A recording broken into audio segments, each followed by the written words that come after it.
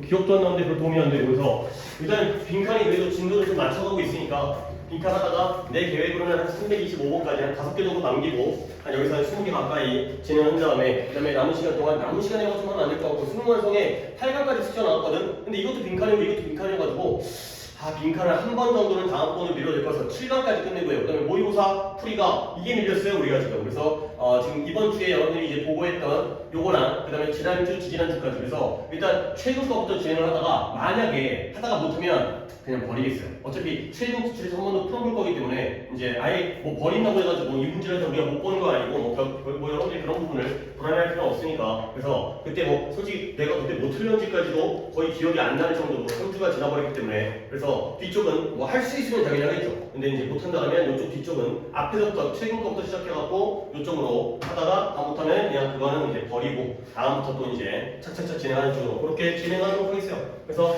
다 오셨으니 일단 오늘의 채점은 먼저 드리는데 10개밖에 안 되죠. 그래서 이제 구문도 진도가 조금씩 더뎌지다 보니까 구문도 젖어본 숙제가 프린트가 이제 있어야 되는 약간 이런 것들이 조금 불편함이 있어. 그때 딱 깔끔하게 해야 되는데 최대한 맞추도록 할 테니까 약간 불편함 좀 또 양해 부탁드리고요. 그래서 306번부터 진행하지만 채점은 321번부터 딱 10개만 추가적으로 문제가 나왔기 때문에 그래서 숙제를 좀 조절해서 따라잡으려고 하니까 10개만 채점을 하고 물론 이제 그 부분을 다 마무리를 못한다 하더라도 그렇게 또 진행하도록 하겠어요. 그래서 321번부터 답을 불러드리면 되죠. 우리 뭐 다들 저번까지는 수업에 참여했었기 때문에 321번부터 답 10개 부른 다음에 앞에 거부터 진행하도록 하겠어요. 자, 21번에 1 우측에 2 그 다음에 24번에 오늘 여기까지는 꼭 해야 될 거긴 한데 1 5 그 다음에 우측에 1 5 1 그 다음에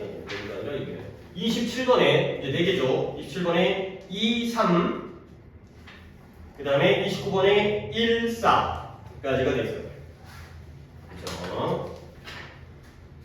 그래서 뭐 다른 분들 다 보고는 뭐 단어라든가 이런 게 뭐 조금 하루 이틀 좀 늦었어도 이제 이렇게 보고만 해주시면 내가 또 이제 계획을 짜니까 잘 보고 했고요. 자, 오늘 거 10개만 한번 오답 개수 확인해 볼게요. 성준이가 4개 됐고요. 오케이. 여기 좀 어려웠네요. 그 다음에 하린이는 4개요. 오케이 4개. 그 다음에 서인이는 5개. 오케이. 자, 오늘 다 마무리를 못할 것 같긴 한데 그래도 일단 그 중에 일부까지는 오늘 틀린 거에 일부까지는 진행할 테니까 일단 306번부터 그리고 한 명 오늘 준서가 못 오다 보니까 오답 개수는 물론 문제 준서가 틀리면 이거 또 영상도 당연히 해줘야 되긴 하는데 뭐 그 부분은 내가 또 오답을 갖다 미리 확보하지 못하고 바로 이제 수업 전에 못 온다고 하는 바람에 내가 그랬으면 미리 오답을 들어놓고 그걸 갖다 체크를 해놨을 텐데 일단은 그냥 진행하도록 했어요. 306번부터 우리 세 분의 오답을 갖다가 쭉 진행하는 식으로 가도록 하겠어요. 자, 367번에 혹시 오답이 있을까요? 이건 예전 거긴 하지만 7번. 자, 7번 갈게요. 7번.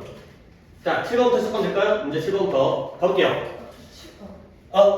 역시 7번이에요? 오케이. 두 분이 7번. 우리 지난번에 이제 305번까지 끝냈고 367번부터 진행하니까 자, 두 분인데요.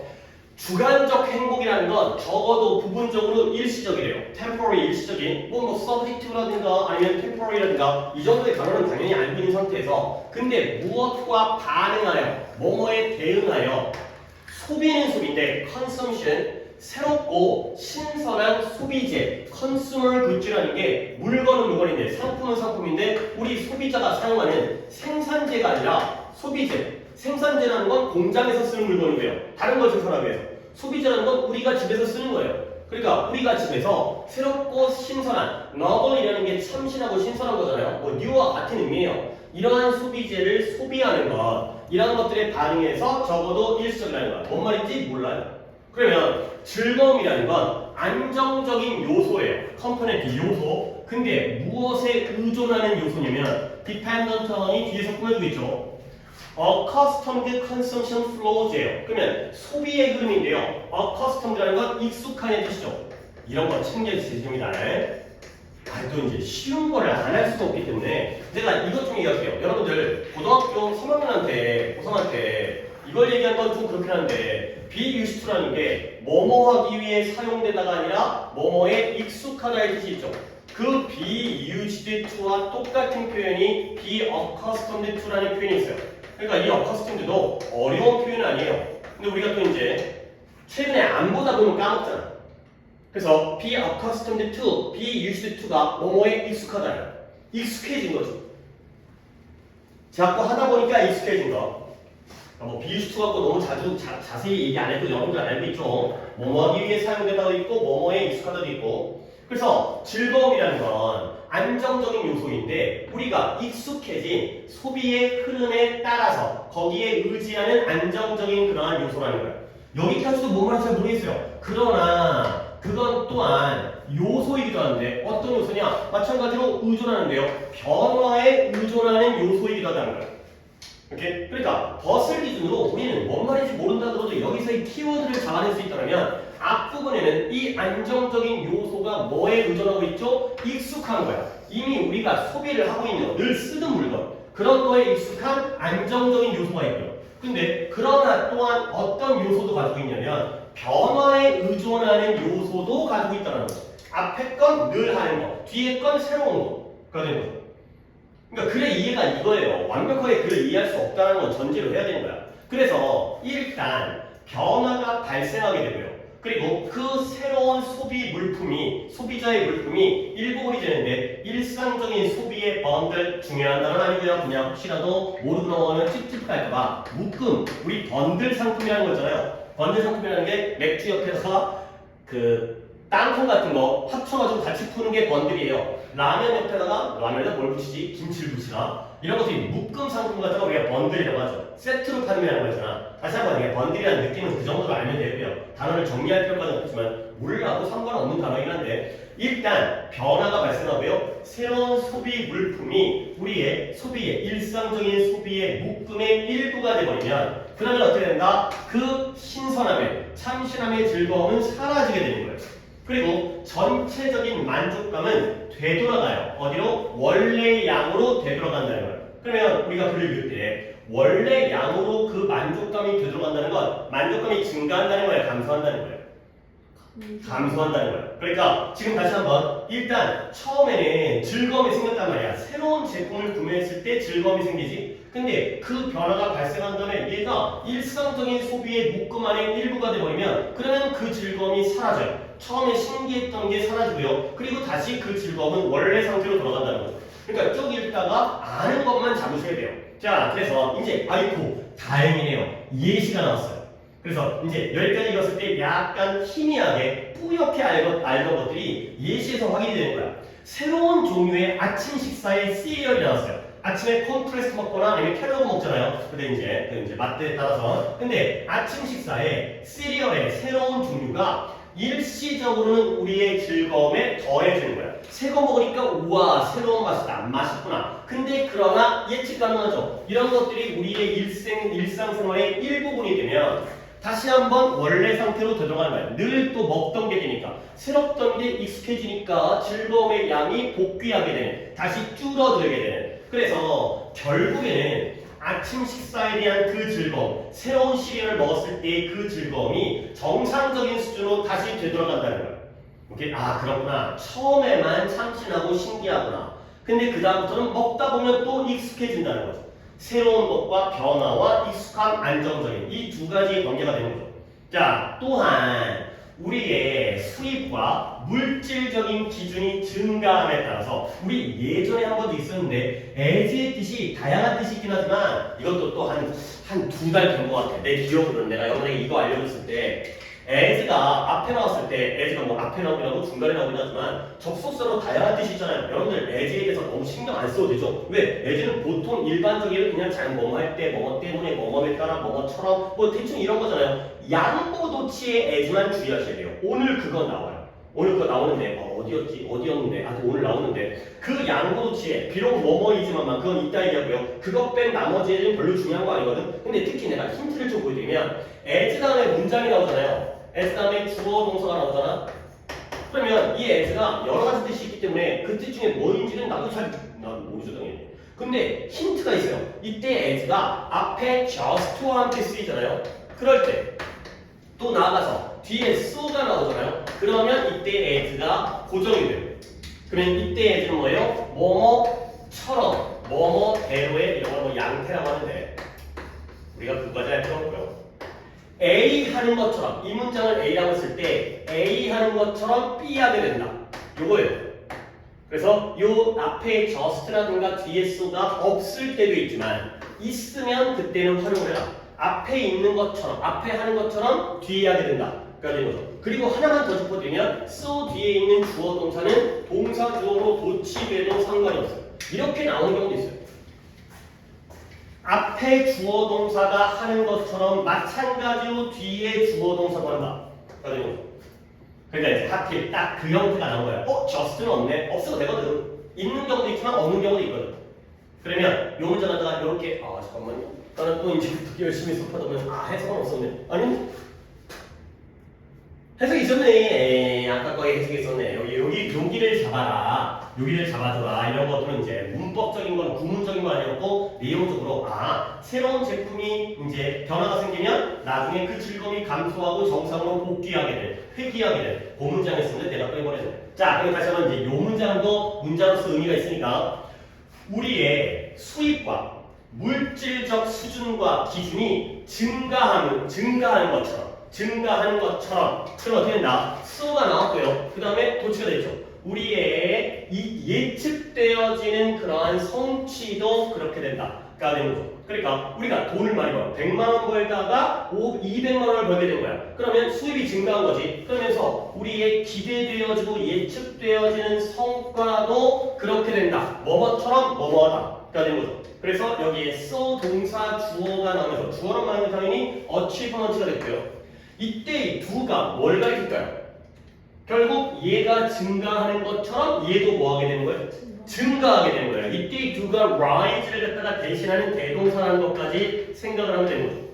그러니까 생각해보면 내가 원래 100만 원 벌다가 200만 원 번 거예요. 그러면 내 월급이 올랐지? 근데 뭐로 따라서 증가하게 되죠? 내 기대되어지는 성과도 증가하게 되는 거죠.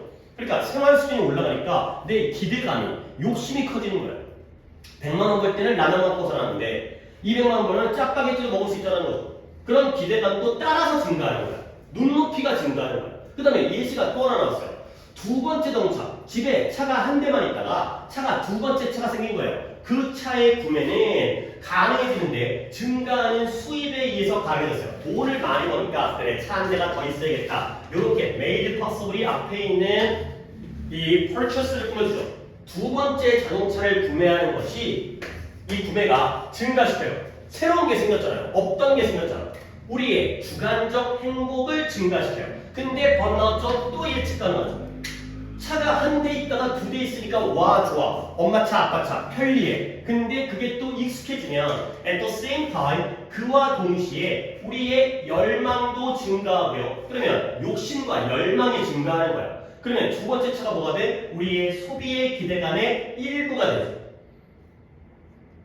그러면 결국 뭐 하게 된다? 거기서의 빈칸이 returns 되돌아가요. 되돌리죠. 뭘로 되돌린다? 우리의 주관적인 행복감을 정상적인 상태로 되돌리게 되는 거죠. 오케이?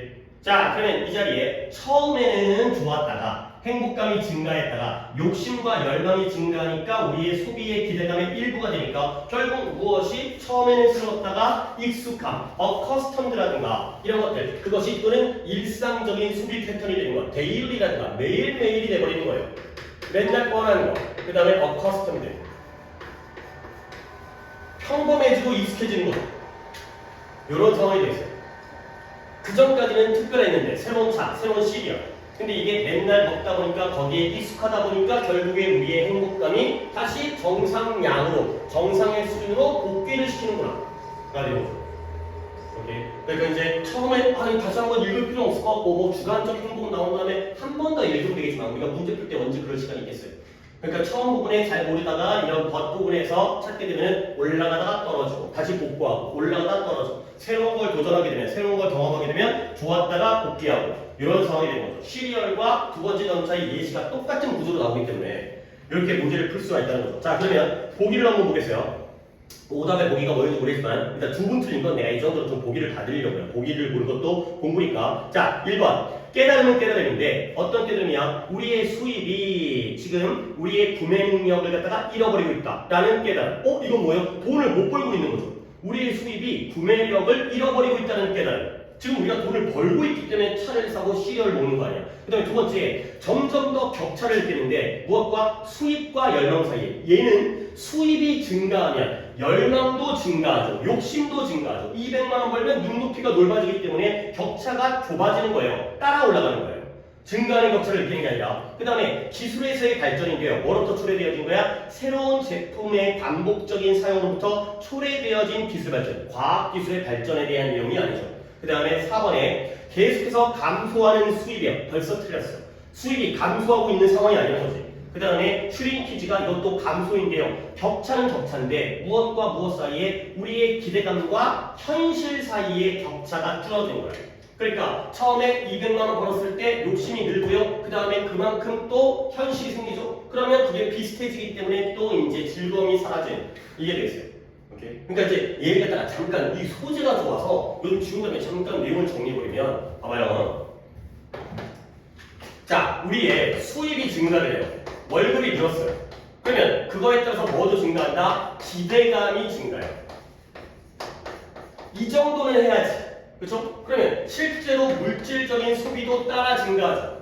돈을 많이 버니까 시리얼도 바뀌고 그 다음에 차도 생기는 거야. 그러면 두 가지가 증가하는데 이것만 증가하면 행복하지만 얘가 같이 증가하기 때문에 결국에 행복감 또는 만족감이 다시 떨어진다? 떠가 낫겠어요. 유지한다기보다는 올라갔던 행복감이 다시 떨어지게 돼요. 이런 상황이 됩니다.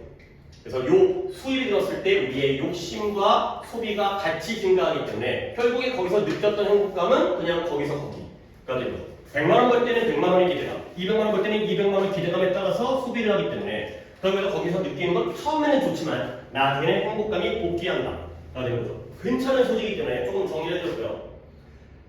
우리 하나 해볼까? aspire, aspiration, aspiration 이거 안 어려워요. 이것도 이제 딱 한 번 정리해주면 얘는 조금 너네가 아는 단어가 많기 때문에 이 중에서 inspire, 물론 모르는 단어 알려드리죠. inspire 알잖아요. 그 다음에 aspire, 그 다음에 respire,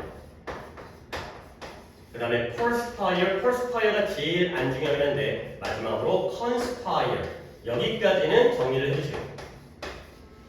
대중은 뭐 아는 단어도 포함되어 있기 때문에 인스파이어는 영감을 주는 거죠. 머릿속에 딱 떠오르게 영감을 주라. 어떤 아이디어가 떠오르게 하라. 뭐 예술적 아이디어든 과학적 아이디어든 영감을 주는 거예요.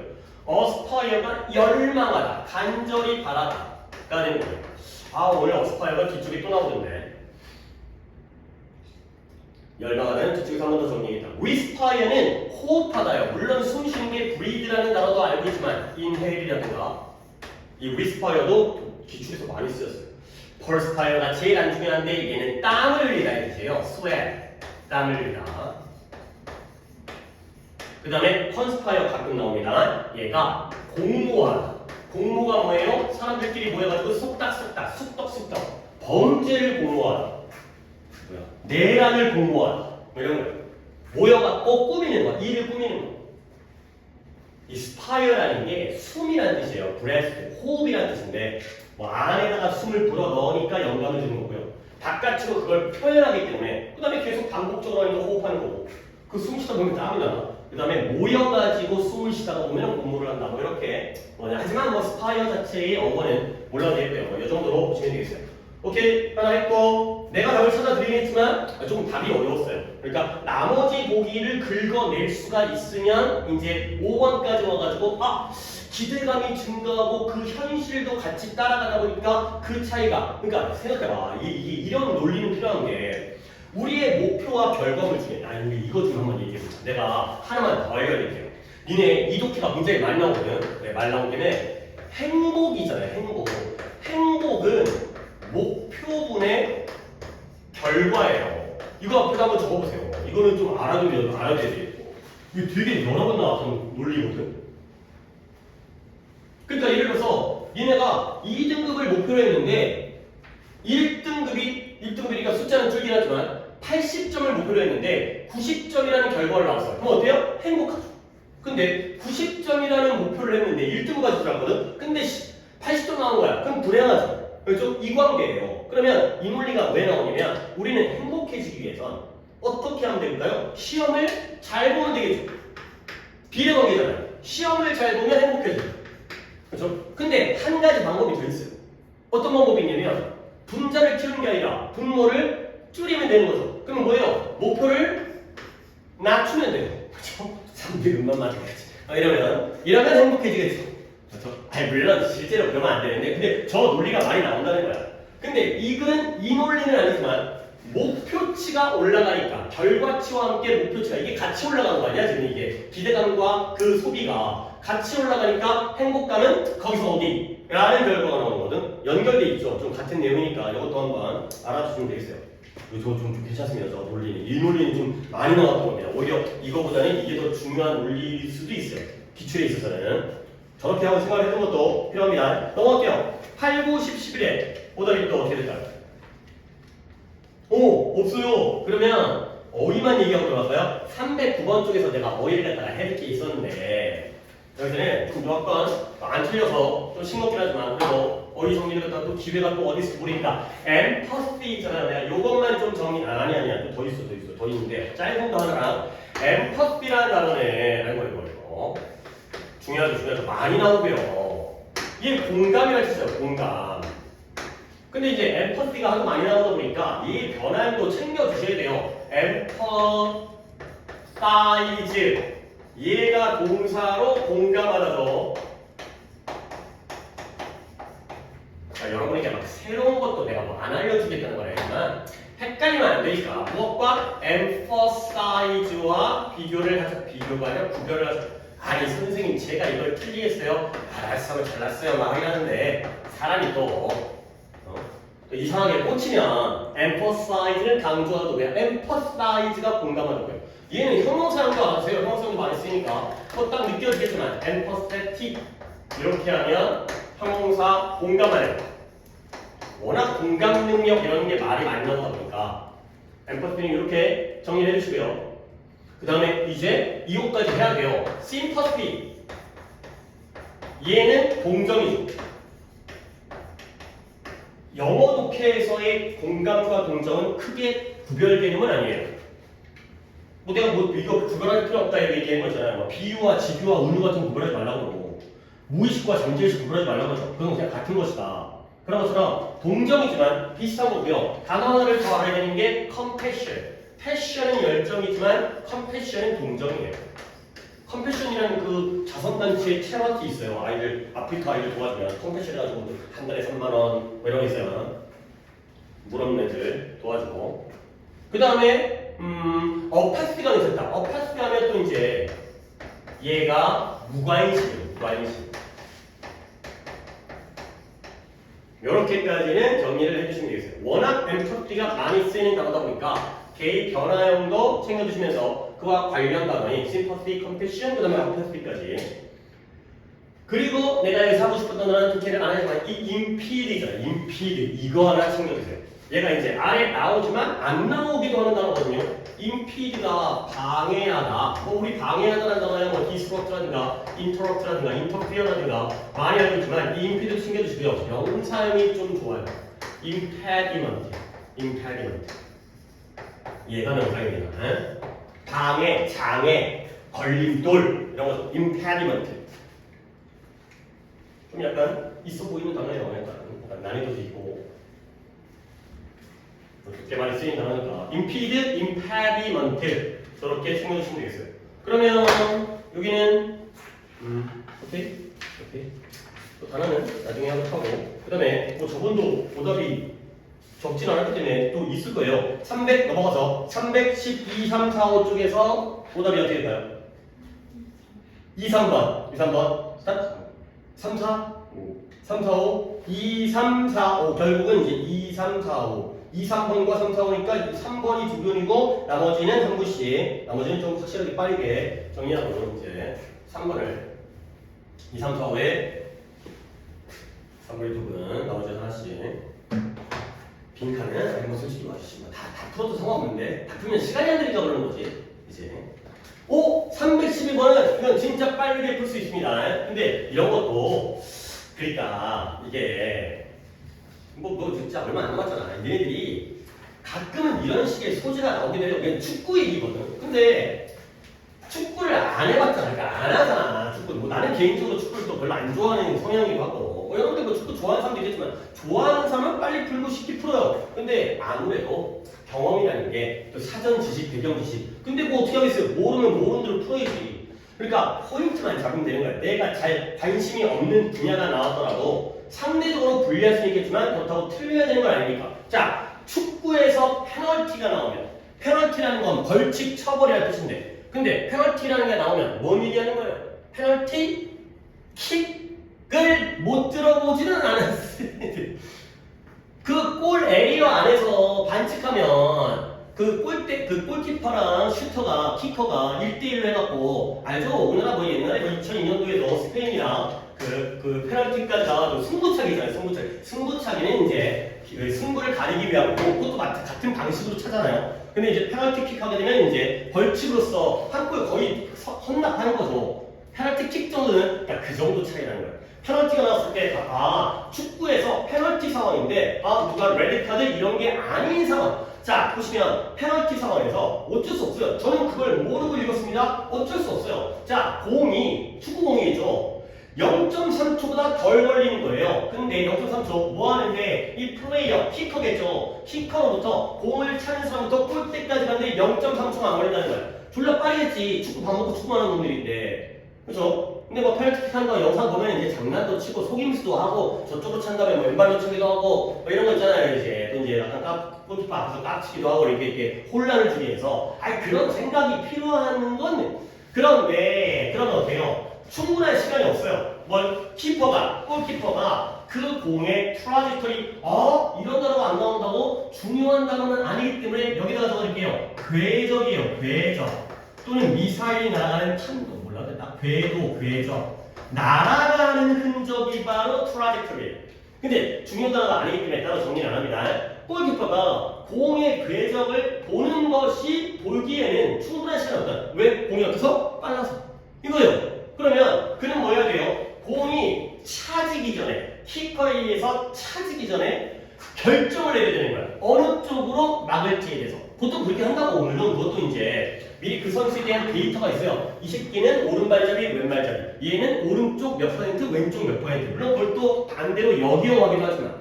그러니까 이런 배경식인데 솔직히 없다고 하더라도 축구 플레이어가 뭐냐면 페널티킥을 차는 축구 플레이어가 근데 어떻게 한다? 그냥 일반적 통계네요. Shoot 1/3 of the time at the middle of the ball. 1/3, 3분의 1은 그 골대의 중앙으로 공을 차요. 그 다음에 3분의 1은 왼쪽이고요. 3분의 1은 오른쪽이라는 거예요. 뭐 너무 단순하긴 하지만 그냥 1대 1대 1이 되는 거죠. 좌, 중, 우 해가지고 왼쪽, 가운데, 오른쪽에다가 그냥 확률상 3분의 1, 3분의 1, 3분의 1 이렇게 공을 차는 거야.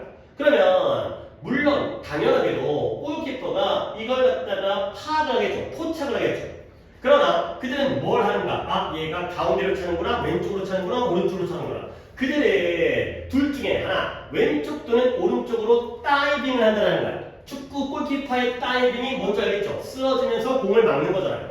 근데 그들은 rarely가 나오면서 도치가 생겼지만 얘가 부정이라는 것만 알게 되면 그들은 중앙에, 가운데에 서 있는 경우는 거의 없다는 거야. 이쪽으로 쓰러지는, 다이빙하든 이쪽으로 다이빙하든. 근데 비록 뭐임에도 불구하고 대략적으로 a third도 3분의 1이죠. 공 중에 3분의 1이 그곳에 착륙하지만 그러니까 골대에서 기다리다가 이쪽 아니면 이쪽 미리 결정을 내리는데 3분의 1은 이쪽으로 오거든. 근데 여기에 가만히 있는 애는 거의 없다는 거죠. 그러면 왜 그럴까? jeopardize라는 단어는 얘는 아까 trajectory처럼 아래 안 나와 있는 어려운 단어지만 얘는 나와요. 얘는 나오기 때문에 얘는 적어드리는데 jeopardy 이쪽에서 고급 단어예요. 고급 단어. jeopardy 하게 되면 얘가 곤경, 어려움이라는 명사예요. 곤경, 어려움이라는 명사고요. trouble이야, trouble. 그 다음에 동사형도 알아채요. jeopardize. 얘가 동사로 위태롭게 하다, 위험하게 하다.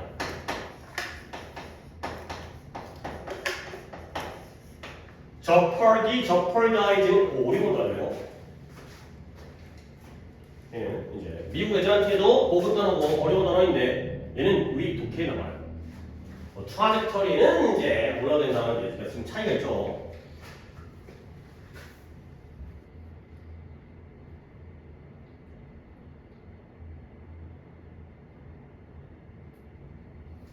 jeopardize 이런 거 챙겨주시고요. 그러면 이제 질문이 뭐냐면 3분의 1은 가운데로 착륙한 다음에 그쪽으로 공이 쏴진다는 거거든. 근데 이쪽 아니면 이쪽으로 쓰러진다는 거야. 그러면 왜 그들은 위태롭게 하는가? 누구를 위태롭게 해요? 이러한 페널티 킥을 막는 거. 세이브한다는 게, 키커가 세이브한다는 게 골을 막는 거거든. 왜 그럴까요? 왜 이렇게 3분의 1을 포기하고 이쪽 저쪽으로 넘어갈까요? 대답은 간단하네요. 빈칸이라는 거죠. 그 이유가. 자, 그러면 그 이유는 아직까지 모르겠으니까 B를 보겠네요.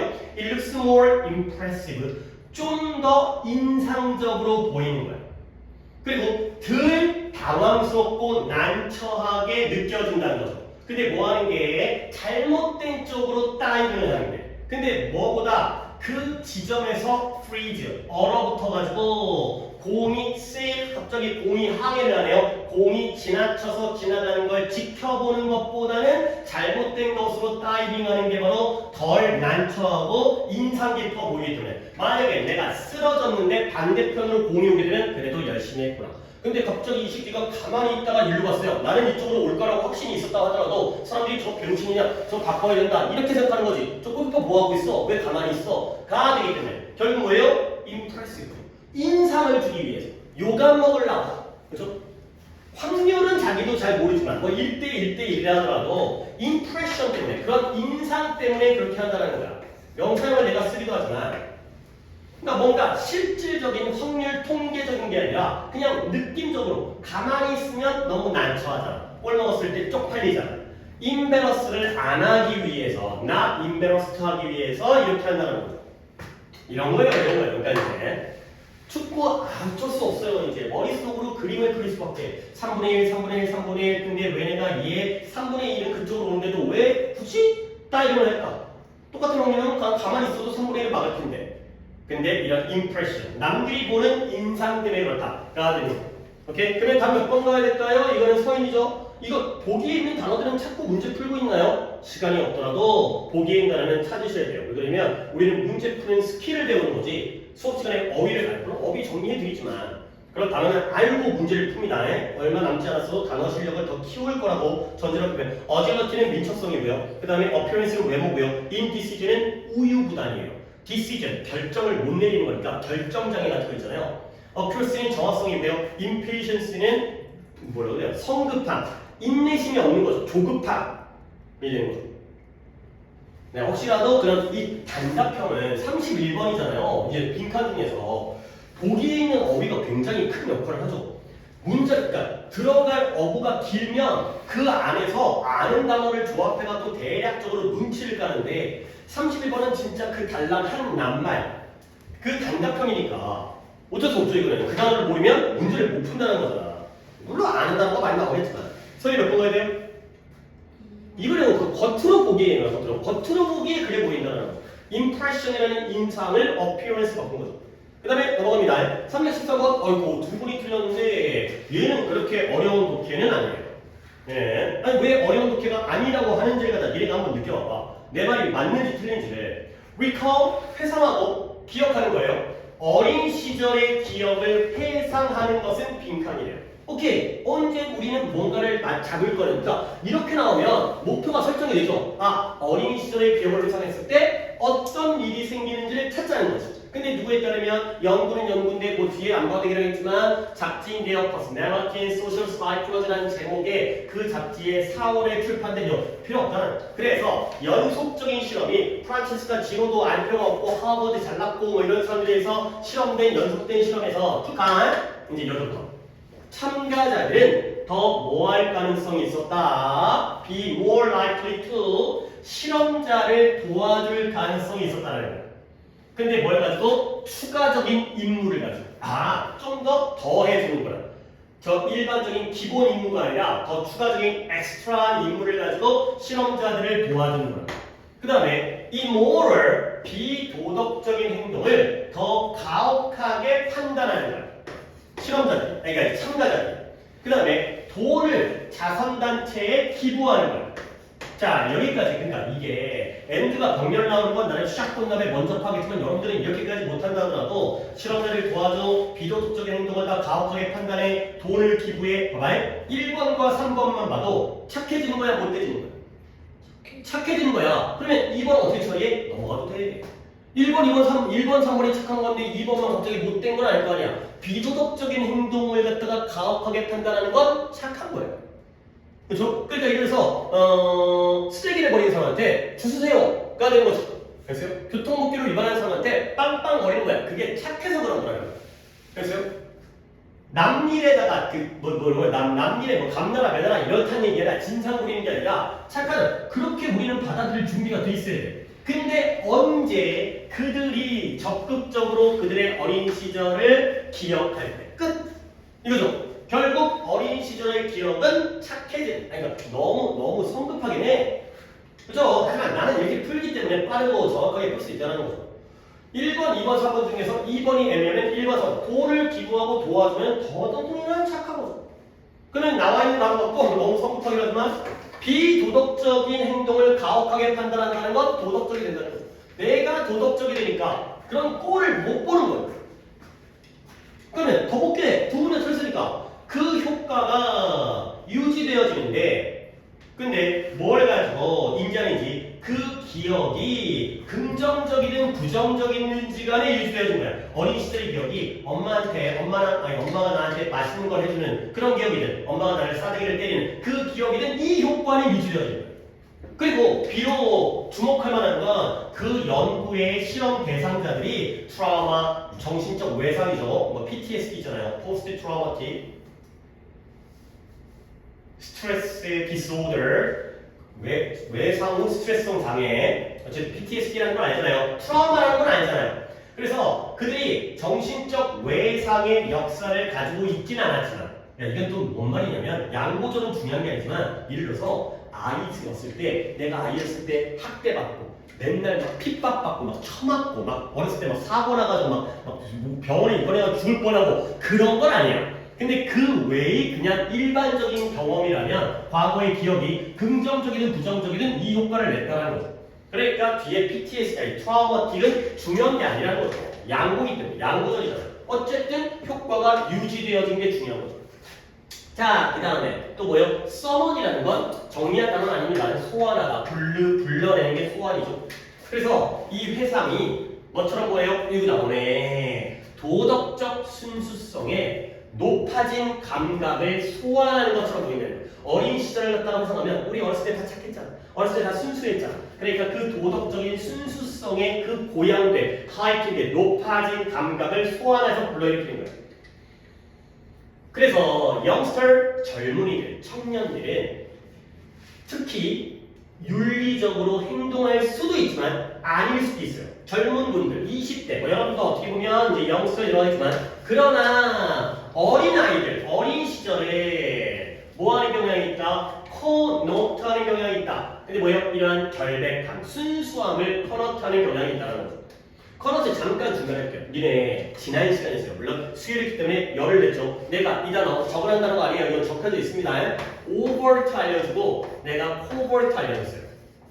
오버트가 이게 명백한의 뜻이었고요. 코버트는 은밀한의 뜻이었어요. 그래서 내가 이거 어떻게 얘기하느냐? 야, 오버트에다가 컵을 씌웠어요. 컵을 씌우니까 숨겨졌다. 이렇게 얘기했던 거지. 근데 이것도 나는 이렇게 이용하거든요. 디노트라는 단어가 있고요. 그 다음에 코노트라는 단어가 있어요. 코노트는 n이 두 개가 들어가는데 디노트는 명시하다의 뜻이고요.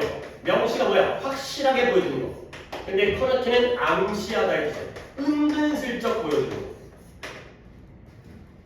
뭐 나의 입장인 내 개인적인 방식이긴 하지만 C를 붙여갖고 숨겨졌구나. 이것도 디노트 하면 드러내는 건데 커너트 하게 되면 살짝 숨기는구나. 이렇게 좀 이용해가지고 단어를 배웠으니까 써먹으려면 써먹었으면 이것도 정리해드리겠습니다. 디노트와 커너트. 그래서 어린 시절은 뭘 암시하냐? 순수함, 결백함을 암시한다는 거예요.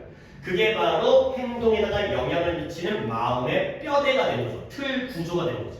어렸을 때 생각하면 마음이 순수해져. 이너센스해져. 그러니까 지금 들어갈 건 뭐 에티컬도 있었고요. 윤리적인. 그 다음에 이너센스도 있고요. 다 들어간 거죠. 어린 시절 기억하는 건 순수하게 해주고요. 도덕적으로 해주고요. 윤리적으로 해준다. 다 들어가는 거야. 그래서 뭐가 유망한 미래가 밝은 연구냐면 생각을 하는 거야. 이 방식에 대해서 어떤 방식? 사람들이 그들의 도덕적인 컴파스 나침반입니다. 컴파스 도덕적인 나침반을 따라가는 거예요. 근데 뭐에 아주 단순한 인터벤션 관여와 개입과 함께 도덕적인 나침반을 따라간다. 얘들아 이런 것들은 함축적 의미 21번 유형으로도 볼 수 있어요. 그러면 봤을 때 도덕적 나침반을 따라간다는 건 어떻게 행동하는 거야? 도덕적인 거야? 비도덕적인 거야? 도덕적인 행동인 거야. 그러면 여기서 이 글에서의 단순한 관여는 뭘 나타낼까요? 뭐 했을 때? 잠깐 우리의 생각에 관여를 하는 거죠. 뭘 통해서? 어린 시절을 회상하는 게 바로 이 인터벤션이 되는 거죠. 이러면 어린 시절을 회상하는 그 간단한 관여를 통해서 우리가 도덕적이 된다가 된다는 거예요. 그런 방식에 대한 생각이 바로 미래가 밝은다는 거. 아 그렇구나. 사람들 갖다가 올바르게 행동하게 하려면 어린 시절을 기억나게 하면 되는 거구나. moral, ethical 다 된다는 거죠. 그다음에 innocent 뭐 뭐든 들어가는 뭐 이제 아까 처음에 moral이 틀린 게 아니기 때문에 상관없게 하지만 착해진다. 가 되는 거. 어느 부분에 그러니까 보기를 보기에서 또 두 분이 들었기 때문에 1번에 separation 그러니까 lesson separation anxiety 분리 불안감을 효율적으로 줄인다. 분리 불안감 separation anxiety 내가 뭐 분리 불안감이 뭐예요? 엄마로부터 떨어졌을 때 나 마음이 불안불안하고 이런 게 바로 분리 불안감이에요. 분리 불안 격리 불안 분리 불안 그 다음에 사람들로 하여금 2번이네요. 사람들로 하여금 좀 더 ethically하게 행동하도록 이끌죠. 그 다음에 사람들로 하여금 행동장애를 극복하도록 도와주는 거고요. 4번의 경우에는 동반되어지는데 불확실성의 느낌과 동반되어진다. 그 다음에 5번에 증진시키는데 행복감을 증진시키는 건 아니죠. 도덕적인 도덕의식을 증진시키겠죠. 기분이 좋아지는 건 아니죠. 오케이? 혹시 성준이 몇 번 왔어요? 3번 없고요. 그러니까 행동적 장애를 극복. 트라우마틱 이거 보고서 그랬나요? 어렸을 때 이거는 양보절은 아니 물론 100%는 아니지만 주절보다는 안 중요하니까 당연하잖아요. 양보절이 주절이 더 중요하다는 거 알고 있잖아요. 이 효과가 지속되어진 긍정이든 부정이든 지속되어진 행의 핵심인 거고요. 그 다음에 선생님이 몇 번 왔어요? 저희도 3번 왔어요. 트라우마 때문에 그렇게 한 거라고 나는 예측할 수 있긴 한데 양보절은 이제 당연히 근거는 적지만 방향성은 적긴 하지만 그러니까 어렸을 때 기억이 너무 트라우마적이지 않으면 트라우마가 아니라면 좋은 기억이든 나쁜 기억이든 이 효과는 지속되어진다. 이게 포인트였어요. 이 문장에서는. 오케이. 이 양보의 의미 트라우마가 중요한 게 아니라 효과가 있다라는 게 핵심적인 주절 부분이죠. 양보절은 그 정도로 컨셉을 잡아두는 것도 필요합니다. 그래서 모르는 사람 왔을 때 그걸 갖다 버릴 수 있어야 돼요. 양보절은. 모르겠으면 버려야죠. 양보절은 중요한 게 아니니까. 그렇게 좀 생각을 하시면 되고요. 그 다음에 성준이가 오른쪽 두 개도 성준이의 오답인데 잠깐만요. 디노트 커너트 했으니까 이거 됐고 위에 거 84번 빈칸은 다 의미가 있어요. 역시 혼자 틀린 건 답을 빠르게 찾고 그 다음부터 확인하는 식으로 빠르게 진행하겠어요. 진정한 챔피언은 인식한대요. 탁월함이라는 게 종종 흐르는 거야. flow. 근데 뭐로부터? 가장 매끄럽고 부드럽게 어디로부터? 이거죠. 탁월함은 근데 그 챔피언이 알고 있다는 거지. 탁월함은 여기서 흘러나온다. 근데 이 사실은 어떤 사실이냐면 한 번에 써서 뭔가 동격 관계인 것 같긴 한데 이 사실 여기가 아니라 여기가 동격이라는 거죠. 어떤 사실이냐면 이러한 고기술 최첨단의 고기술의 시대에서는 잃어버리기 쉬운 길을 잃기 쉬운 사실이라는 거예요. 오케이. 결국 우리는 여기서 뭘 생각해야 돼? 그러니까 방향성을 잡아가는 것이 아까는 어린 시절을 기억하는 게 어떤 영향을 미치는지를 찾아야 되고요. 여기는 챔피언이 알고 있으니까 엑셀런스, 탁월함, 능숙함이 어디서 나오는지 이걸 찾는 거예요. 플럼이니까 여기서부터 나온다는 거예요. 근데 나는 뭐라고 그랬어요? 내가 훈련했어요. 근데 누구랑 세계 정상급의 달리기 선수인데요. 얘가 끊임없이 자기 자신을 후크라는 게 고리죠. 연결시키다. 자기 자신을 연결시켜요. 없다가 펄스가 맥박이죠. 혹시라도 펄스가 맥박인 걸 모르면 안 됩니다. 심장이 콩콩콩 뛰는 게 바로 맥박이죠. 심장 박동, 맥박, 박동. 이 내용이고요. 임펄스는 충동이죠. 이런 것들이 헷갈리게 되면은 글이 산으로 가니까 펄스는 맥박, 박동이고요. 임펄스는 충동이죠. 이런 것들은 주의를 하셔야 됩니다. 괜히 이상한 거 합니다. 그래서 맥박 미터야. 맥박 미터기, 맥박 그 측정기. 심장 박동을 측정기하는 거고요. 그 다음에 페이스키퍼니까 속도를 유지시켜주는, 속도를 갖다가 체크해주는 그런 것들에게 자기가 갖다가 연결시킨 거예요. 근데 그냥 데이터를 모으는데 많은 시간을 썼어요. 근데 그가 어떤 데이터냐면, 잠깐 또 해석을 딱 나오죠. 계속 하고 있는데.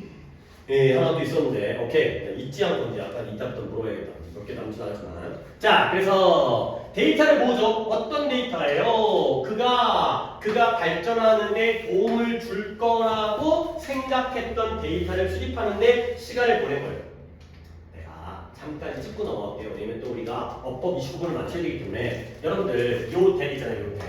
한 번 더 해석할 테니까 요 대만 빠르게 보고 넘어갑니다. 그는 데이터를 수집하는데 많은 시간을 썼어요. 어떤 데이터냐? 그가 생각하기에 자기가 발전하도록 도와줄 데이터가 되겠어요. 오케이? 헷갈렸어요. 이때 네 관계대명사. 무슨 격? 관계대명사예요. 주격이죠. 그쵸? 뒷문장에 여기에 주어가 없죠. 요런 포인트 다시 한번 챙겨드립니다. 목관대가 아니라 주관대라는 거. 이 얘기를 내가 왜 하겠어요? 29번을 풀기 위한 거잖아. 그러면 문제가 물론 이독해서는 아니겠지만 얘가 주관대잖아요. 여기 수일치 문제다. 데이터, 선행사가 단복 수인지에서 우드니까 조동사니까 지금은 상관이 없어요. 근데 이 자리에 동사가 나올 거 아니야. 주관되기 때문에 생각하는 데이터가 아니라 그를 도와줄 데이터예요. 주어 자리가 빠졌기 때문에 이 자리에 동사 자리에 수일치 문제가 포인트로 나올 가능성이 있습니다. 5개 중에 하나를 찍는 거는 진짜 나도 힘들긴 하지만 당연히 하나는 능동수도 나올 거고 하나는 단복수 나올 거고 하나는 문장수도 나올 거고 그 다음에 뭐 하나는 완전 불완전 나올 거고 근데 허를 찔러서 저렇게 주관대 목관대에서의 이 수일치가 나올 수 있기 때문에 요즘 계속 바꿔보는 게 그거잖아. 또 문장 구조에서 이게 주어 동사냐 아니냐 문장이냐 아니냐 이런 것도 많이 나오잖아요. 자, 그래서 이제 또 답 찾아볼게. 실제로 아주 25포인트나 되는 그런 그의 운동 시간이 어디에 헌신되어졌냐면 외적인 것. 근데 뭐가 아니라 훈련하는 게 아니라 외적인 것에 헌신되었다는 거죠. 자, 이거 성질이죠. 그러면 성질아, 내가 약간 글을 갖다가 너무 또 자세히 잘 안 하는 것 같긴 한데 그가 자기 자신의 맥박 측정기라든가 속도 측정기에다가 자기 자신을 연결시켰고요. 데이터를 모으는 데 많은 시간을 썼고요. 25포인트의 운동 시간이 운동이 아니라 외적인 것에 헌신되었어요. 그러면 데이터를 모으는 거 플러스 마이너스. 데이터를 모으는 거. 그쵸. 데이터 모으는 거 마이너스죠. 그쵸. 그럼 데이터가 중요한 게 아닌데 맨날 내 심장 박도수 여기에만 신경 쓰고 있는 거야. 결국 운동이 플러스고 운동을 해야지. 선수가. 근데 외적인 거에만 신경을 쓰고 있기 때문에 문제인 거죠. 데이터가 마이너스예요. 그러면 거꾸로 올라올게요. 하이테크 데이즈, 최첨단 기술의 시대에서 이 사실이 잃어버릴 수 있어요. 기술이 지금 높은 게 플러스예요, 마이너스예요? 마이너스예요.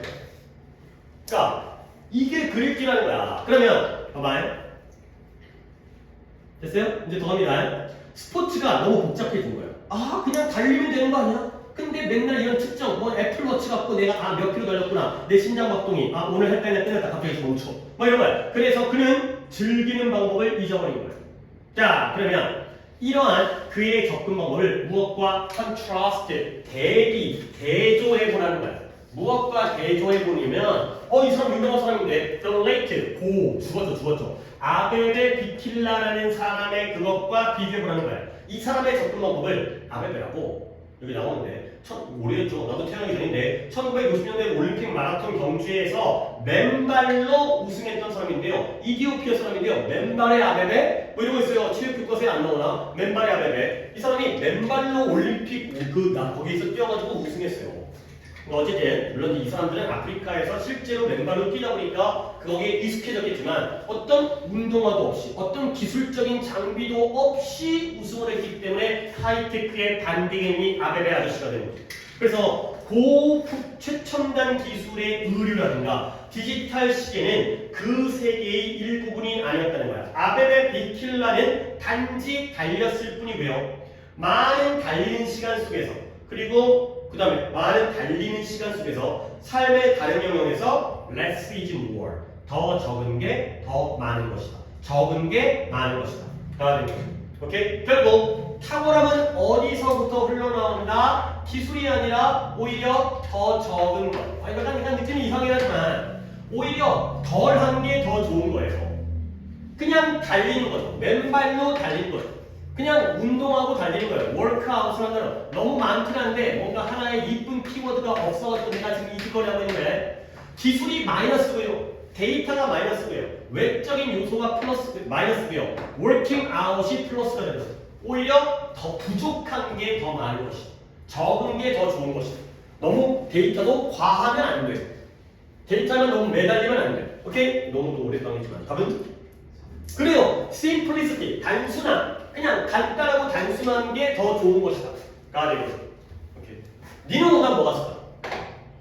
이번에 인내심 끈기, 물론 마라톤이기 때문에 인내심과 끈기가 필요하겠지만 두 가지 대조관계에서 앞에 있는 그 달리기 선수와 아베베의 대조관계잖아요. 그러면 앞에 있는 선수가 끈기가 없었다는 게 아니라 이 사람은 너무 최첨단 기술과 데이터에 의존했다는 게 마이너스이기 때문에 그렇게 적으시면 되겠어요. 그 다음에 315번은 그래도 조금 괜찮은 높게가 되겠어요. 얘는 좀 내가 어휘 정리할 게 많아서 어휘 정리를 해드릴 것들은 내가 또 이제 할 마음을 먹기 때문에 할게요. 여기까지 하면 잠깐 쉬도록 하겠어요. 현대 서양 사상, 생각이지만 사상의 유래. 오늘날의 컨템포러리 한 적 있습니다. 템포러리는 일시적인 거지만 아까 나왔죠, 일시적인 거. 아까 뭐지? 행복이라는 게 일시적이었죠. 만족감이 일시적이었죠. 컨템포러리는 현대죠. 현대 서양 사상의 유래는 트레이스, 추적되어져요. 어디까지로? 고대 그리스의 황금기. 고대 그리스, 소크라테스, 아리스토텔레스, 플라톤. 그때가 언제냐? 그리스의 사상가들이 현대 서양 정치, 철학, 과학, 법률의 토대를 깔아놓은 거예요. 그러니까 고대 기원전에 그때부터 서양 사상이 만들어졌구나. 오케이? 근데 그들의 너무 오늘 또 나오네요. 새로운 접근 방법은 뭐냐면 추구하는 거예요. pursue. 이성적이고 합리적인 연구, inquiry. 혹시 또 inquiry를 갖다가 얘들아, inquire. 물론 require가 여러분들한테는 당연히 제일 쉬운 단어겠죠. acquire. 이걸 내가 이제 단어 정리하기 시작한 다음부터는 한들은 적이 없기 때문에 또 그런 것들은 나도 이제 여러분들 그 단어 정리 수업 후에 다음날이나 이제 한 며칠 후에 단어 정리하면서 계속 봐요. 내가 뭐 안 했지, 뭐 더 해야 되는데 뭐 이런 거 빠진 거. 자꾸 나만 공부하지 않도록 여러분이 공부하셔야 되고요. 또 이제 우리 수업 그 기간이 길어서 이번에 테스트 용지도 만들어놓고 했는데 어떻게 잘 활용했는지 모르겠는데요. 어제 보고 싶잖아요. 했는지 안 했는지 모르겠는데. 좀 하시면 좋죠. 네? 자, 애들 안 돼야지. 왜 하겠어요? require 누가 몰라요? 뭐예요? 요구하다죠. 그 다음에 acquire가 그 다음 쉬운 단어긴 한데 acquire 뭐예요? acquire 얻다, 획득하다의 뜻이죠. inquire 뭐예요? 물어보다, 문의하다의 뜻이에요. 그러니까 require는 알잖아요. 요구하다. request, require, demand 이런 거 요구하다, 요청하다. acquire 알아야 돼. obtain이라든가 획득하다, 얻다. get. 그 다음에 inquire 물어보는 거예요. 문의하는 거예요. 질문하고 물어보는 거. 명사형 때문에 그래요. 명사형 때문에. inquire, require부터 가죠. requirement예요. 별거 아니죠. MENT 붙여가지고 명사형 만드는 거야. 뭐 여러분들 많이 봤으니까. inquire가 방금 옆에 나왔던 inquiry. y만 이 빼고 y 붙여가지고 명사를 만든 거예요. 근데 이제 이 acquire가 오히려 또 주인공인데 acquire가 얻다 획득하다 알아주시고 얘가 명사에게 좀 그러니까 acquisition 좀 약간 모양이 좀 약간 와닿지 않죠? 나만 원하는 상황이 아니라 얘의 명사이 적겠어? acquisition 획득, 습득이라는 뜻이에요. 학습이라는 뜻이에요. 내가 뭔가를 알아가는 거, 아는 거, 내가 내 거를 만드는 거. acquisition 오히려 주인공은 잽니다. inquiry 때문에 정리를 해드렸지만 이 명사형, 동사, 알고 명사형 얘네들은 동사죠. 뭐하다 뜻을 좀 간략하게 적어드리니까 그 정리 자료에는 명확하게 품사를 요구하다, 문의하다, 더 좋은 뜻들, 더 자세한 뜻도 적어드리죠. 근데 여러분 필기를 시간을 줄이기 위해서 대략적으로 하세요. 그래놓고 보면은 기억이 나니까. 그래서 어디까지 온 거야? 여기 단어가 많네. 하나 더 하고 넘어갈게요. 그러면 중간에 몇 끊기는 거다. adversarial 중요합니다. 이것도 정리를 해야 되니까 이독해가 어휘정도다. adverse가 있고요. 이게 진짜 다 알아야 된다. adversity가 있고, adversity겠죠. adversity, adversary가 있어요. adverse, adversity, adversary. 나는 조금 빨리 할게요. 왜냐면 이제 여러분들 적는 걸 놓치더라도 정리해드리니까. 자, 얘는 형용사입니다. adverse, 불리한의 뜻이에요. 불리한.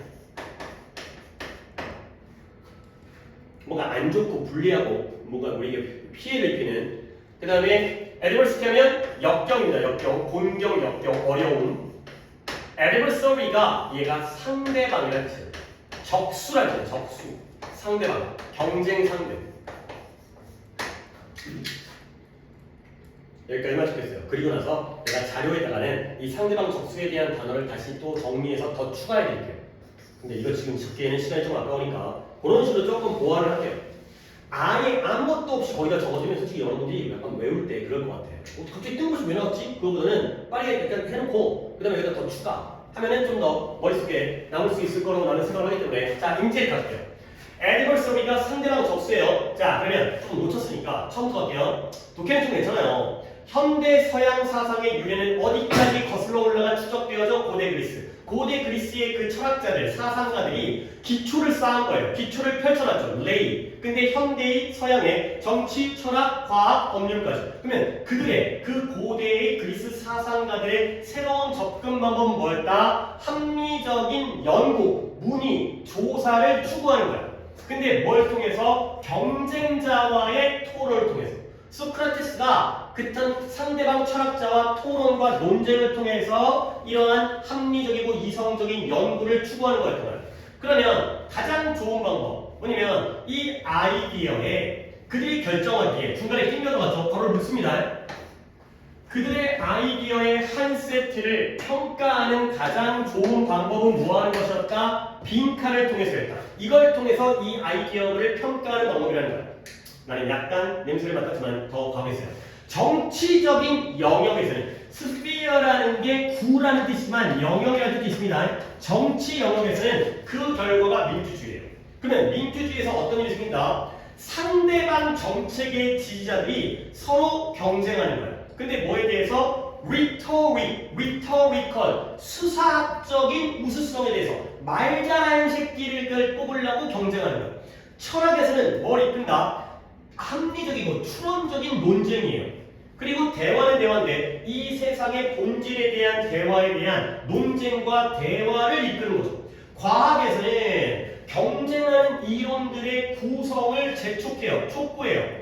근데 뭐 하기 위해서? 자연현상을 설명하기 위해서 계속 예시해요. 법률의 분야에서는 그 결과가 뭐다? 경쟁적인 법률 시스템이다 까지가 되겠어요. 결국 이 철학과 아니다. 정치와 철학과 그 다음에 과학과 법률에서까지 다 공통적으로 나오는 단어가 뭐예요? 경쟁, 그 다음에 논쟁, 그 다음에 경쟁적 법률 시스템. 다 경쟁이에요. 경쟁에 의해서 어느 아이디어가 제일 좋은지를 찾아간다는 거죠. 그러한 논쟁을 통해서 여기에 adversarial discussion 얘가 들어가는 거예요. 경쟁적 토론을 통해서 서로, 그러니까 뭐 정치도 그렇잖아요. 빨간 당, 파란 당이 네가 오느냐, 내가 오느냐 이런 거잖아요. 철학도 네가 맞냐, 내가 맞냐 세상의 본질에 대해서. 과학도 경제 여기라고 컴피팅 지금 키워드를 다 밑줄 친다면 그러니까 안 써야 되는데 Y라는 게 안에 나와 있잖아요. 경제마다. 그 다음에 이거 논쟁. 그 다음에 여기 컴피팅 이거죠. 그 다음에 이것도 경쟁자 간의 경쟁자의 adversarial 경쟁자의 법률 시스템. 이러한 접근 방법이 결국 현대 서양의 삶의 방식의 기초가 되고요. 근데 어떤 삶이냐면 정치, 상업, 과학, 법률이 다 뿌리 두고 있죠. 또 질서정연한 경제 이거죠. 계속 컴피티션 기대했는데 결국 나오네요. 경쟁하다 보니까 결국 컴피티션까지가 나왔죠. 컴피팅, 컴피티션, 컴피트, 경쟁하다. 결국 서양의 사상은 경쟁을 통해서 서로 토론하고 논쟁하는 걸 통해서 만들어졌다. 그러니까 답을 갖다가 몇 번 가야 될까요?